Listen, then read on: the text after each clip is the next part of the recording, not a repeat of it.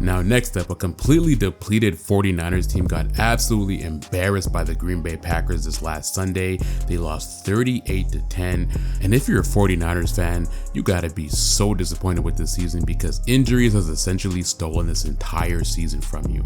Even in this game, Brock Purdy, who's been the starting quarterback for the last 2 years, did not start. And it's getting crazy, man. There's multiple players on this team, star players who missed this game as well too. Nick Bosa also missed this game. Trent Williams missed this game. You already had some of the injuries from earlier in the season. So this has not been a good season overall by the 49ers. And honestly, this team has gone on playoff run after playoff run, and they've gone for long stretches in the playoffs at that. So fatigue and injury was bound to hit this team for at least 1 year at some point in time. From 2021 to 2023, the 49ers made the playoffs, and they had deep playoff runs, going all the way to the conference championship and losing to the Rams in 2021, going back again the next year and losing to the Philadelphia Eagles in 2022, and then going all the way to the Super Bowl in 2023 and losing to the Kansas City Chiefs. So these are long, deep playoff runs. The NFL season is a game longer now, so all this takes a toll on your body. Fatigue sets in, and to do this for 3 straight years, you know the injuries are going to probably pile up at some point. And it just seems like everything's hitting the fan all at once for this team. But it doesn't end there, man. Shout out to the 49ers for making all-time stupid ass decisions, because I don't know why they still have Fred Warner playing out there. Fred Warner revealed that he's been playing with an ankle fracture since week 4 of the NFL season. And I understand the nature of the NFL playing through injury, but common sense would tell you that you probably need an ankle. It's kind of important. And for you to play through a fractured ankle in the NFL, nonetheless, just being a regular person, you know that it's not going to heal properly. I'm not gonna lie, man. Fred Warner playing through an ankle fracture right now really has me scratching my head. I don't really understand what the motivation for him to do this. It's not like it's a contract year for him. In 2021, he signed a 5-year, $95 million contract, so he was already under contract. Maybe he's playing for an extension or something like that. I don't really understand it. And then the Niners right now are 5-6 and bottom of the NFC West.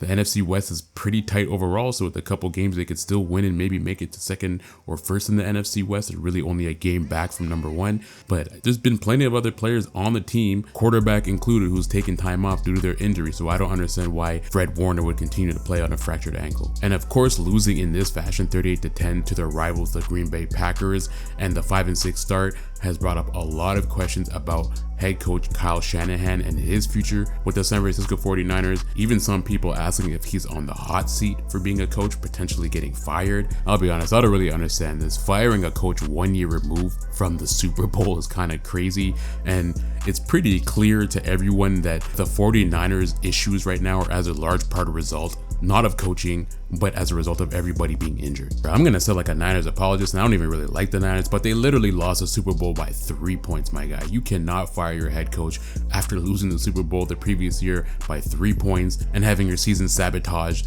by injuries. And recently, Deebo Samuels was asked about this on his podcast, and he had to double down and defend his head coach, Kyle Shanahan. This is what he said. There's a lot of people that feel like Kyle Shanahan is in the hot seat right now. Do you agree with that? I don't think so. Kind of since I've been here, I don't think we had nothing but one losing season, and I think that was COVID. We can harp on like injuries, but at the end of the day, that's a part of the game. Other than that, you can't show me a losing season that he's had since I've been here. First year Super Bowl, second year, COVID hit. Year after that, NFC Championship. Year after that, NFC Championship again. Last year Super Bowl. So it's like, why are you saying he in the hot seat? At the end of the day, we 5-6 right now, but we got like 6-7 games ahead. I just look at it from, me going in the building every day. Just see his approach to the game, even though like we kind of behind the 8 ball right now, but he don't look at it that way. And I can't believe I'm saying this, but I actually have to agree with what Deebo Samuels is saying. Everything he's saying is pretty valid, so I don't disagree with him at all. And honestly, the Niners have a real chance of coming back and being first in the NFC West because the entire division is trash. If you look at the record, the Seahawks are the number 1 team in that division, and they have a record of 6-5. The Cardinals are a record of 6-5, and the 49ers right now are 5-6, so they're really only a game back of the second or first place.